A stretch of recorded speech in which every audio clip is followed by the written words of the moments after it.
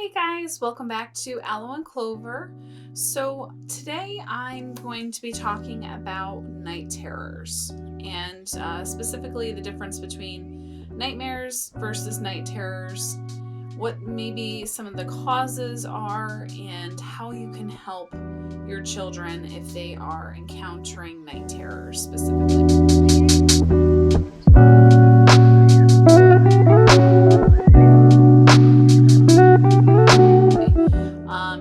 The reason why I chose this topic was because my son actually suffers from these, and I wanted to really understand what was going on and what I could do to help him. Because even though he doesn't remember them, it's very disturbing as a parent to watch your child go through that.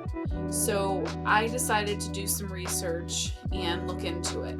I'm certainly not an expert.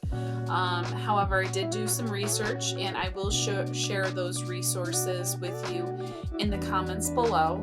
So please feel free to refer to the description and the comments in order to gain some more information.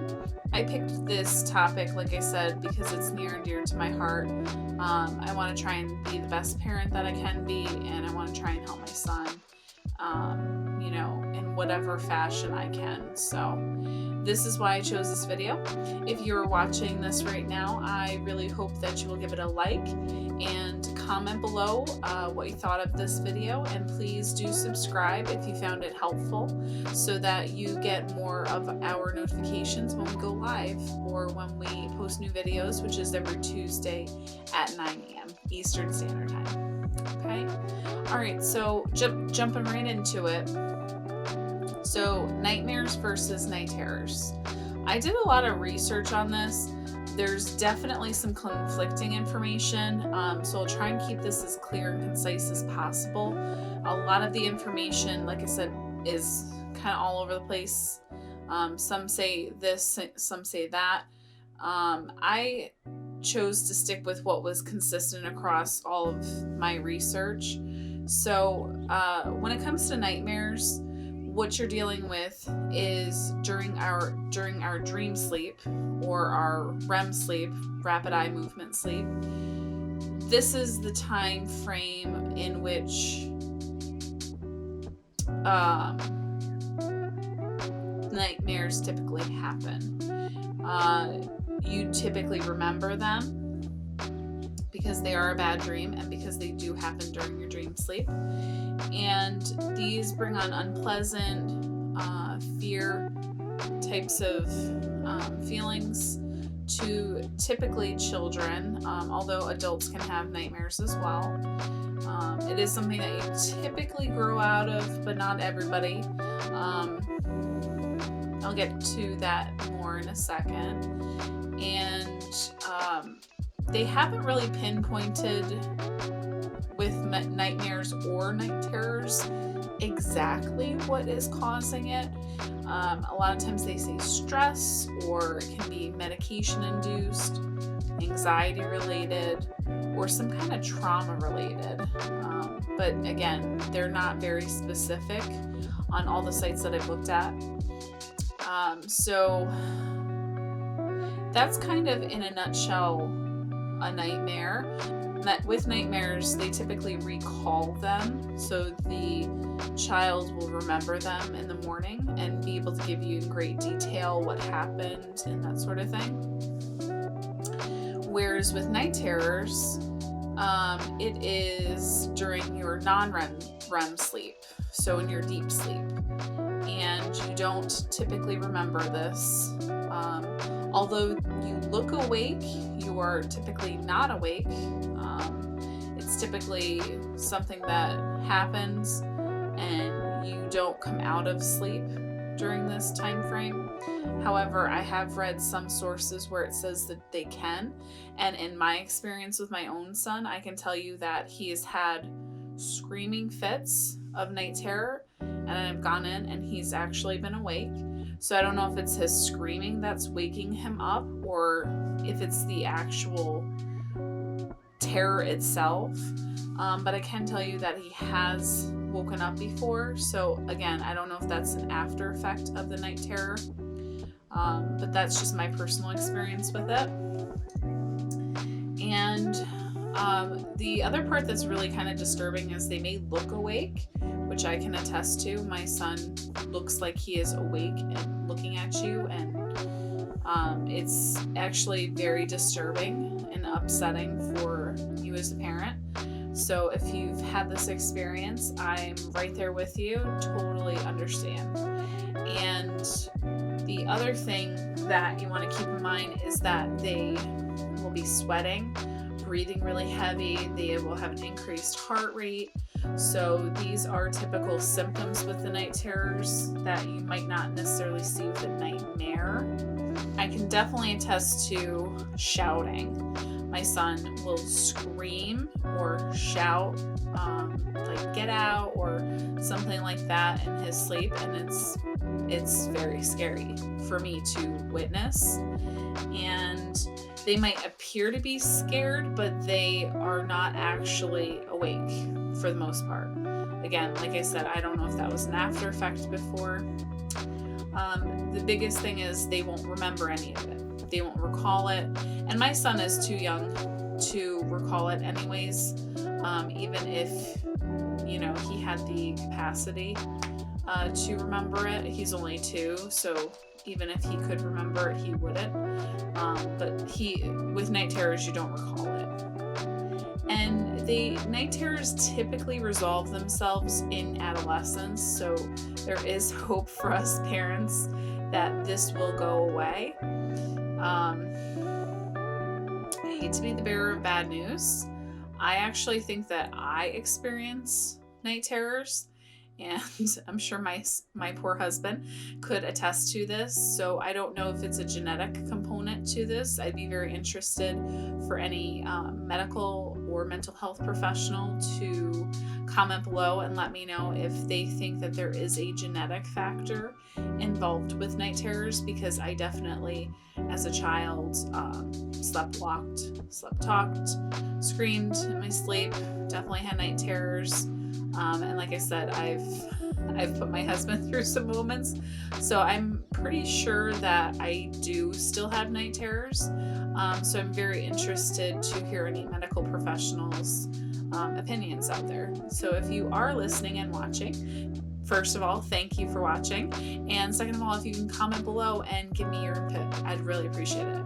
Your input, I would really appreciate it.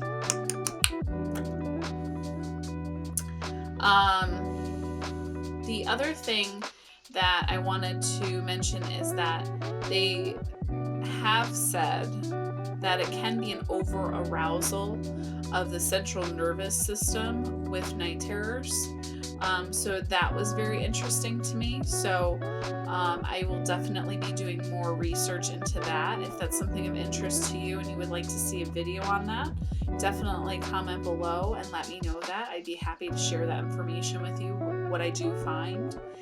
And there has been some talk that the reason why night terrors happen is because there's not the child is not getting enough sleep, which in my opinion, not sure if that's actually the case with my son, because he is a very good sleeper for the most part when these terrors are not happening. So I'm not sure if I agree with that, but maybe when they're happening, he is not getting good quality sleep. So maybe that's more of what that means in his particular situation. So that explains the difference between nightmares versus night terrors. So now what I'm going to talk to you about is how we can help our little ones. This was really what I honed in on, and I found this very interesting. There was a lot of information on this part. Again, it was a little bit scattered. So I'm going to try and keep this to about 8 points so that it's simple and easy to follow. And these will also be in my comments and description below. So if you would want to keep that information for further reference, you will find them below. Okay, so for number 1, consistent routine. I can speak to this only from my personal experience. My son has a very consistent routine. I am very strict about this in order to maintain my own sanity and also to maintain the health of my son. So for me, this is what works best. I know that there's families that have different situations and can't always follow this, and I understand that. This is just a professional recommendation that I found on one of the websites, so consistent routine. The second would be a calm, cool, relaxing environment. So that can look like a lot of different things. So find what works for your family. Just to give you a couple of examples, my son's room is kept very cool, about 65 to 66 degrees. And that was with research I had done previously because I was interested in what was the optimal temperature in your room for sleep. I know, I'm an uber nerd. I'm totally fine with it. But I actually found research that had said 65 degrees was probably the best temperature for optimal sleep. Sometimes I keep his room, like I said, between 65 and 67 is typically where I keep his room in order to make it so it's cool, but not too cool. And relaxing. So what makes your kid relax? If it's their teddy bears or their dolls or their blankets or their pillow or whatever it is, definitely make sure that they have that, especially when they seem to be struggling the most, and see if that makes any difference. Calm. So I'm not always the best one for this part, but calm. I would say just talk gently to your kid at night. Okay, it's time for bedtime. It's time to wind down. That's a key word that I use with my own child. We are winding down. So it says to him, okay, I know what that means. That means it's time for bed. I need to get ready to go to sleep. So that's something that I say. Obviously, the tone in your voice, the volume of your voice, you want to keep it kind of on the lower side. Okay, so we're getting ready for bed. So I think you get the point. Number 3, soft, reassuring. So if and when they do have a night terror and they're screaming or carrying on and whatever, and night terrors can last anywhere from a couple minutes all the way up to, I think I had read 45 minutes. So that's a long time. But just try and keep your wits about you. Just remember that they don't remember it. We do, but they don't remember it. But soft, reassuring voice. I know that we've, in the past with our son and the monitor, been like, you are safe, you are loved, mommy and daddy are right here. So those might be things that you want to either walk in and say gently, so that you don't actually wake them during the night terror. And that's something I also kind of on the back end want to say. You don't want to wake them during the night terror. If they happen to wake up, okay, then you'll deal with that when that happens. But you don't want to wake them because it's going to confuse them and they're not going to understand what's happening. And you might have a hard time getting them to go back to sleep. So just as an aside. So soft, reassuring voice, and maybe just gently rubbing their back, rubbing their head. But you have to also obviously know your kid. So if you know touching your kid is going to wake them, then maybe don't do that. Maybe do just the soft, reassuring voice. The other thing that you want to do is you want to maybe get some books on stories that are overcoming their fears, stuff like that. Books are a great tool. I'm actually gonna place a link above to my other video about why literacy is so important, and that actually gets into more about why books are important, and you might be interested to see that video after you've seen this as well. But stories are great for a multitude of reasons. In this particular case, overcoming fears. So I would definitely like What to Do. That series is phenomenal. I'm sure they have one on what to do with a fear or what to do with an obstacle. I'm almost positive. And we have a couple of their books and we love them, so you might want to look into the What to Do with ... series. And the other thing that I would say is, I know this is going to be very unpopular because us as parents, we certainly struggle with having downtime and having time to get things done, especially during quarantine and we have our kids with us. But try not to do screen time 2 to 4 hours prior to their bedtime. I know. I'm saying it and I'm thinking of all the parents that, me included, let their kid watch a little bit of TV before bedtime, and screen time is just very stimulating. It can give them can overstimulate them, get them to a point where they're not ready for sleep and they're not tired anymore. So you definitely want to, especially when they're having a trend of night terrors, maybe you just limit or completely wipe out the screen time if you are able to do that. Alternatives: baths, reading, longer reading periods, puzzles. You can do quiet games. Maybe you just sit and you chat with your kid if your kid's old enough to have a conversation with you.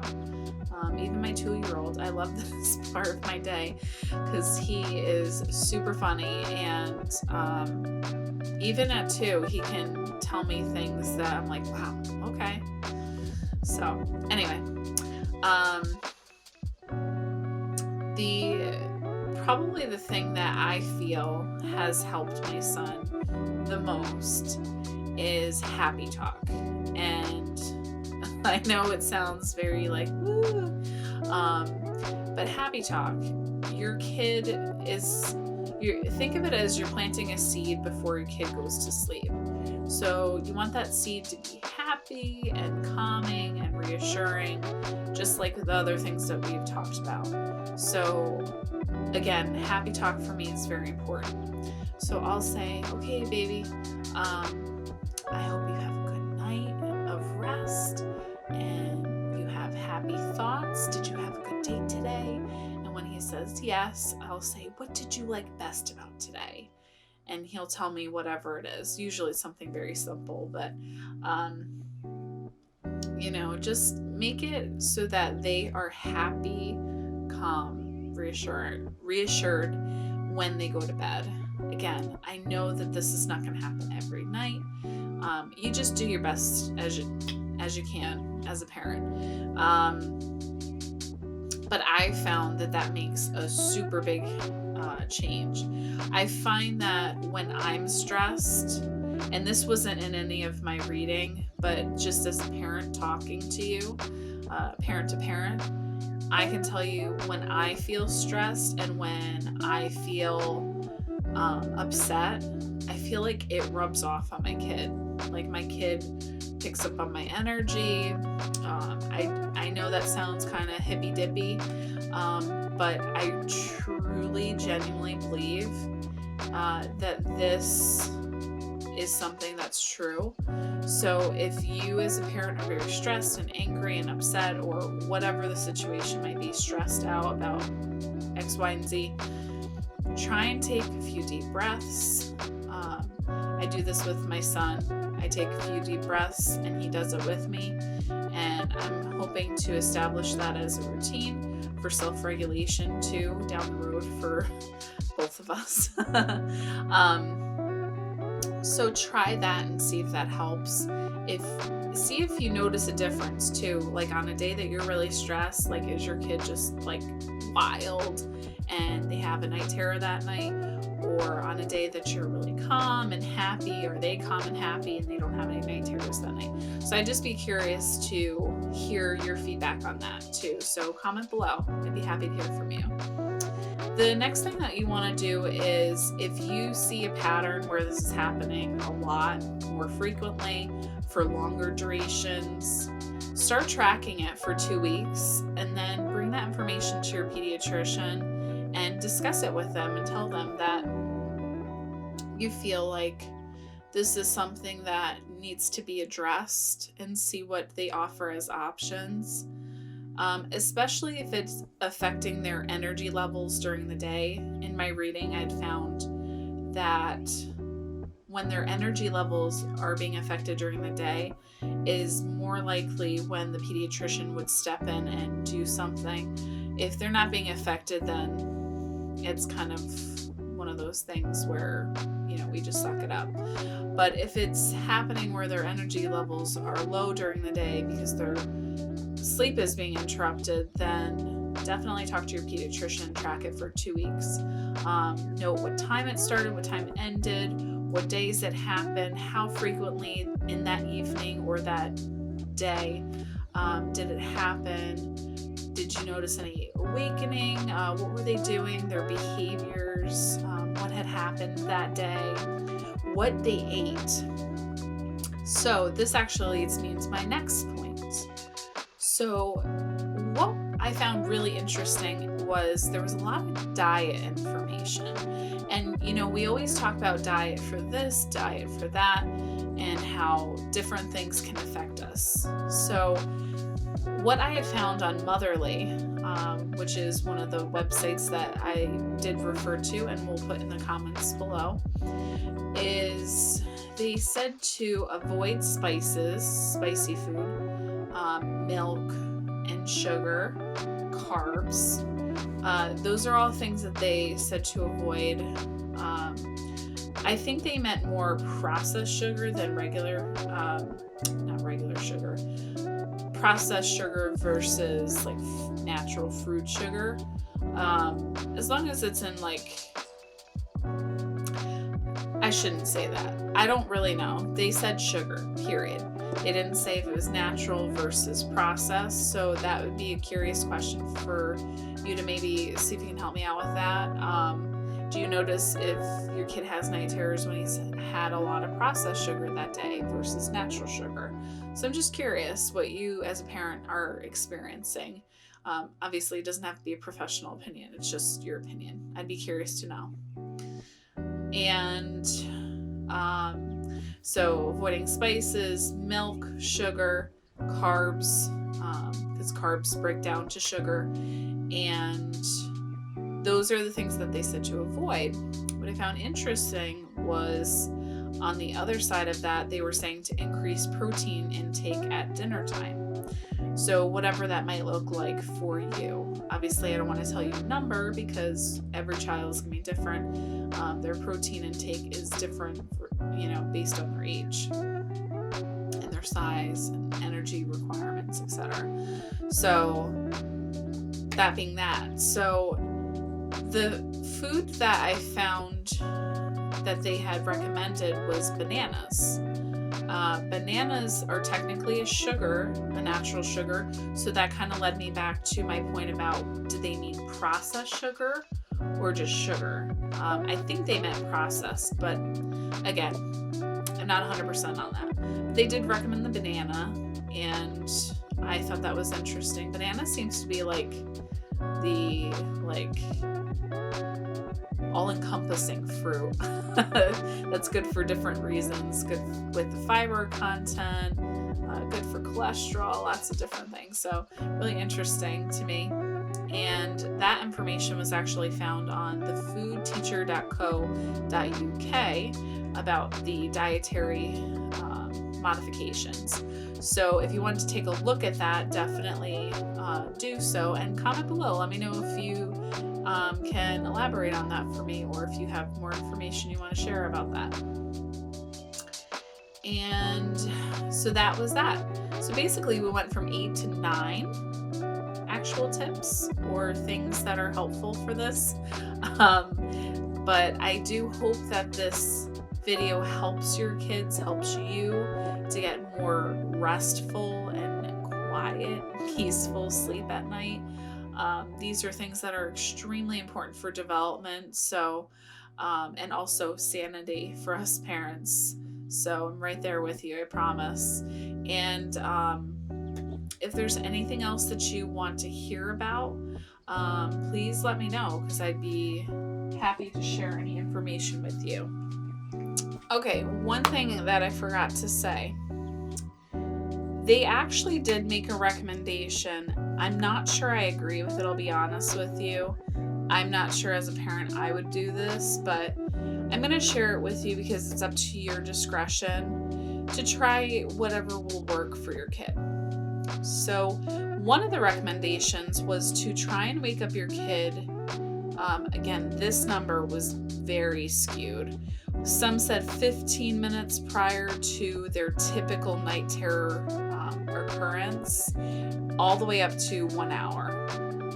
So maybe you start with 15 minutes before and you work your way back, or however you want to try that, but definitely document it if you do it that way and see if anything affects it. So this I wanted to add in there because if it could help you, then I want to share it. So I did want to give you that recommendation. And the other thing that they did say, which I forgot to mention, so there's a couple things that I'm going to mention here. So we're up to 11 now. Is no food or drink before bed, except for water, was also a recommendation. So that could be for a multitude of reasons, I'm sure, but just wanted to throw that in there and let you know that as well. I hope that this video gives you some encouragement, helps you to feel some control and power over the situation that your kid is in, and helps you to feel like you are trying to do the best you can with your kid. So I hope you guys have a great day, and I hope that this information was helpful. If you haven't already gone ahead and liked, comment, and subscribed, I would really appreciate it. And I do post videos, like I said, every Tuesday at 9 a.m. Eastern Standard Time. And thank you so much for watching. This is Aloe and Clover. Have a great day, guys. Bye now.